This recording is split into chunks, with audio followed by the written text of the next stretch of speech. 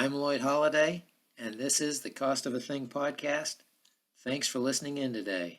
So what happened to that great standard of living that we used to enjoy here in America in the 1960s and even into the 1970s? Well, that's what the Cost of a Thing podcast is all about, and that's what I'm going to be talking about here. Okay, today I'm going to do a little retro Disneyland podcast here on what I remember about Disneyland back in the 1960s and 70s. When I was a kid, well, I didn't live very far from there, less than an hour away. We went quite often. It's the one in Anaheim, California there. It's still there today. And I think that thing opened up in 1955, and I was there probably in the early 60s, maybe 1963 for the first time as a little kid. And I want to do two main things in this podcast. And one is I want to talk a little bit about what I remember about Disneyland when I would go there in the 1960s and 70s. And the second thing is I want to talk about the cost of Disneyland today versus what it cost to go there in the 1960s and 70s. Probably went to Disneyland at least 25 times as a kid, and grad night later on, we all went there. After high school graduation, they take you down on buses to Disneyland with your date or whatever. Then I went later on, even as an adult, and took my kids there. So many times. Could have probably been more than 25 times. And, it was a big thing back then because they also had like a TV show, The Wonderful World of Disney, we'd watch on Sunday nights. A great show. They always had something, a little movie or some interesting kids shows. So that was famous. And then, you'd go, oh, wow. And then there's Disneyland right there, and very popular at the time. Of course, my channel is about standard of living. And, this is called The Cost of a Thing. And so I want to talk about cost. Cost today of going to Disneyland versus the cost of when I was a kid. Now, I doubt I would have went there 25 plus times if it was as expensive as it is today to go to Disneyland. Because when I was a kid, and I remember in the early mid-60s, maybe 65 or so, that price to get in was about $5. And of course, they didn't do like they do today. They gave you a ticket book, and they had A, B, C, D, E, a bunch of tickets, different tickets. You get a couple of each. And if you wanted another one, you'd buy one, and it'd be like 75 cents or something for another e-ticket. An e-ticket was the most expensive one. It was for the best rides, like the Matterhorn or maybe Pirates of the Caribbean or something like that. The big rides, more expensive rides that were more desirable or whatever. And then the A ones were for like the merry-go-round or, And by the end of the day, I don't know how many they gave you in these things. Let me see if I can.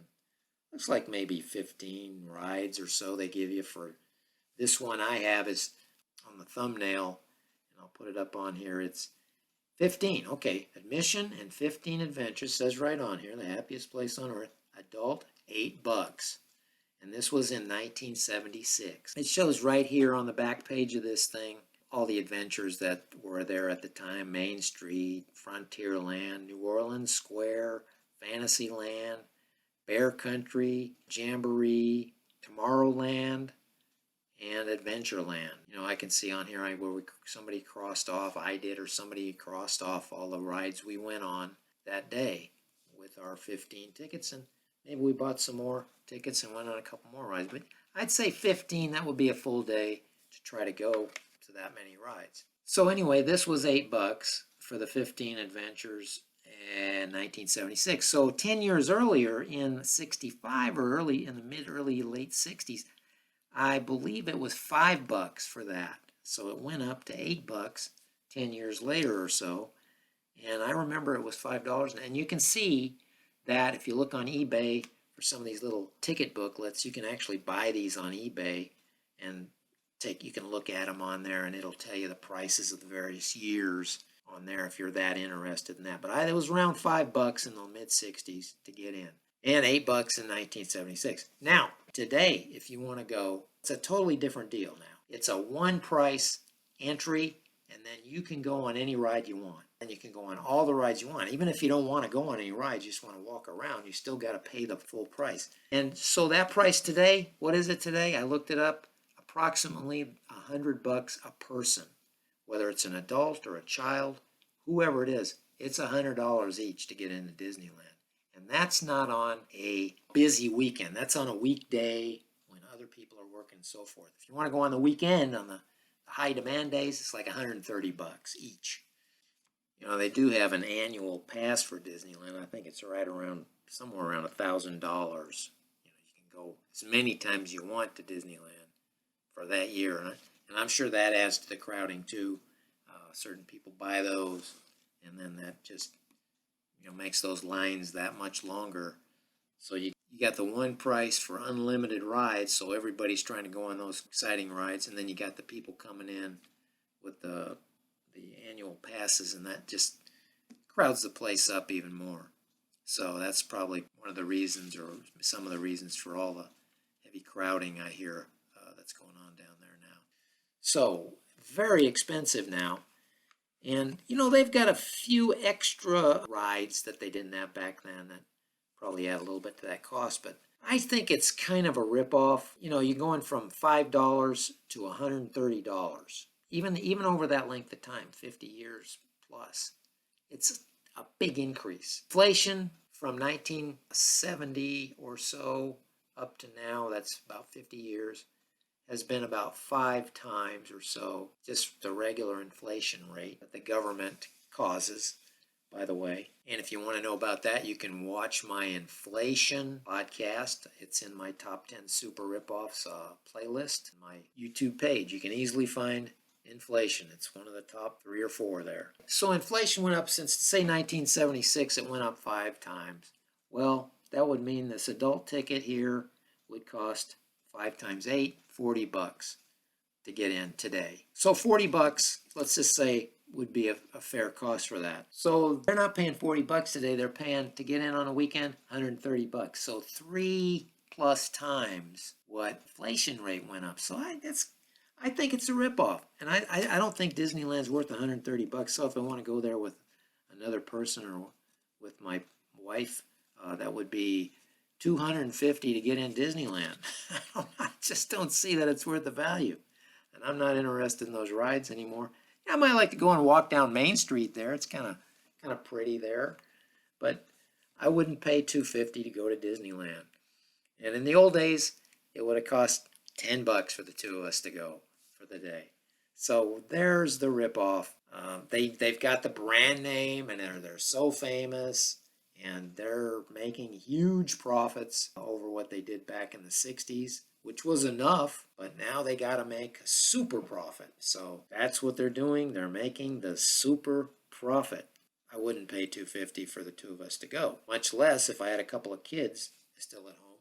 That would be $500 for the day to go to Disneyland. I know a couple that went. I was talking to somebody I know, and it's a couple with 2 kids, and all 4 of them went down to Disneyland. And of course, they had to also buy hotels and all that. They got a 3-day pass for each person.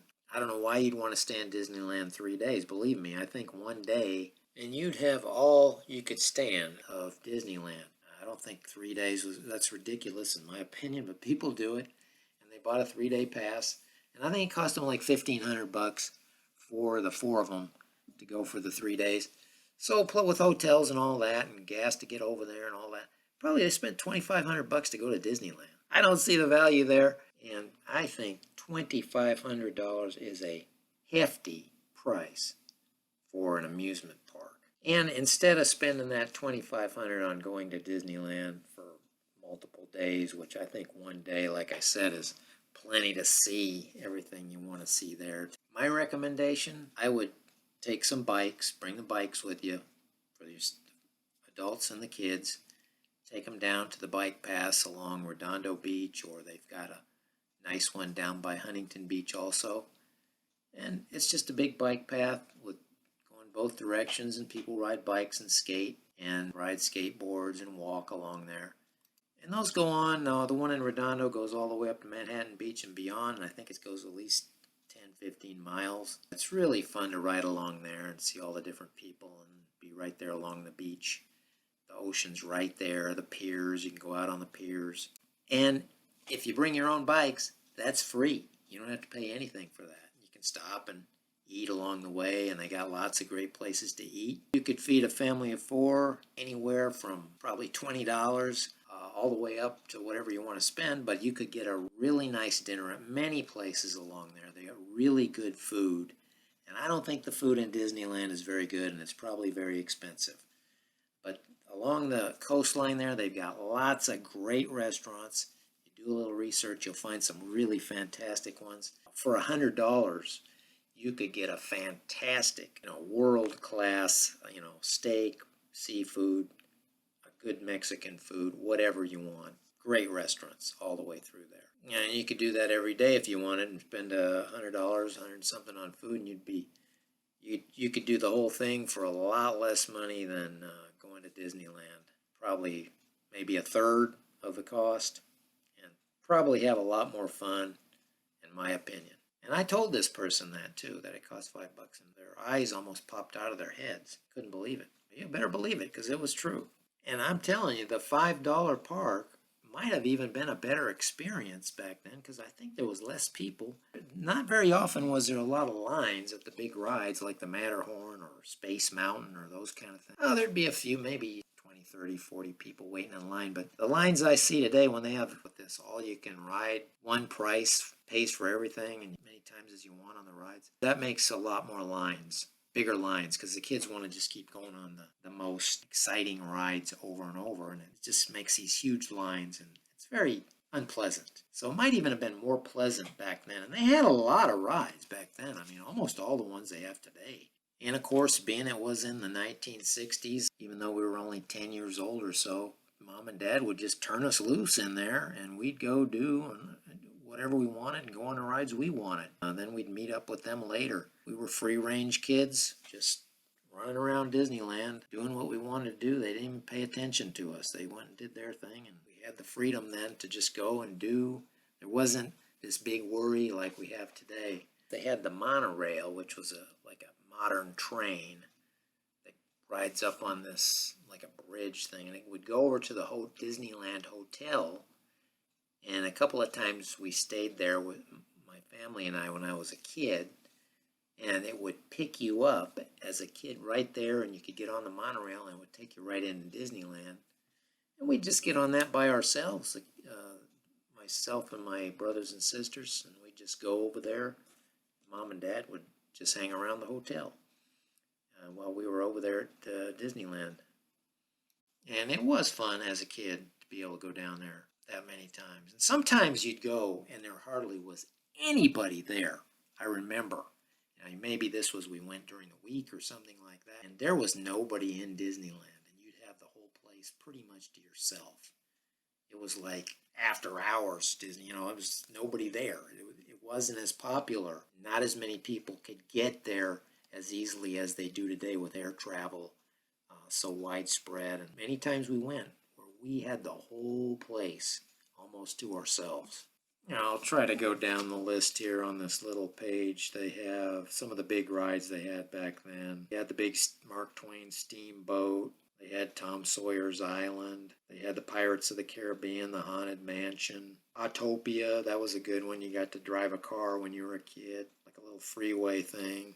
Dumbo, the Flying Elephants, that was fun. The Mad Tea Party where you spin around on that. Oh, the big castle there. Bear Country Jamboree where the bears would sing, these fake bears. That was kind of fun to watch. Let's see, what else? Canyon Primeval World Train Ride. The monorail around Disneyland over to the hotel. The jet rockets. They had the Matterhorn bobsled roller coaster ride. And then they had Space Mountain. And it had the Jungle Cruise where they'd ride in a boat and they'd shoot at the hippopotamuses. The Swiss Family Treehouse was great. Enchanted Tiki Room, big game shooting gun. They had a lot. I didn't even read them all. I read the good ones that I remember. But they had a lot of good rides back then in the 60s and 70s. Almost as good as they have today, I think. And at one point, back in early 1978, I lived right on Chapman Avenue near Harbor Boulevard, which is only a maybe a mile or so from Disneyland, and I think it was in Garden Grove, the city of Garden Grove. And I could sit out on my balcony. The apartment was on the second floor, a nice place, and I could watch the fireworks from Disneyland every night. It was so close by. It was like going off right over my head almost, it was right up there. And that was kind of fun to have that. And that went on. I stayed in that place for about a year. And, I guess I got tired of it after a while, but I'd watch it once in a while. It was kind of fun. And I remember I had a motorcycle at the time also, and sometimes I'd get up like on Sunday morning and be real quiet out early. I'd just take a little ride, and nobody'd be on the road hardly, and I'd just take a little ride around the perimeter of Disneyland, a couple of times. And, I'd just kind of look at that Matterhorn and all the other things you could see from the roads, and it was kind of interesting, and it was fun to be there at the time. But now, I would have no desire to live anywhere near there. It's too crowded. It's too expensive for what you get for your money, and not only as far as housing and rents around that area, unbelievably expensive. And they were not expensive back in 1978 when I lived there. I remember that price of that two-bedroom apartment. It was a new one. It had a swimming pool and a garage, and very nice, large two-bedroom apartment. I remember the price. It was $260 a month in 1978, early 1978, probably January of that year. So I don't know what they are now, but they're probably, for that would probably be $2,000 a month. I don't know. That is probably pretty close, and it wouldn't surprise me. So I think the Disneyland back in the 60s and 70s was a really good value, and it was a lot of fun to be a kid and be able to see that back then, and as many times with the low prices they had. And I think the Disneyland of today is a little bit of a ripoff. But it's not a huge ripoff because you don't have to go and you don't have to pay it. It's not like it's housing or medical or some of the other super ripoffs. It's just a small ripoff. Another one. It's not really a good value in my opinion. There you have it. Thank you for listening in today. And until next time, this is Lloyd Holiday signing off.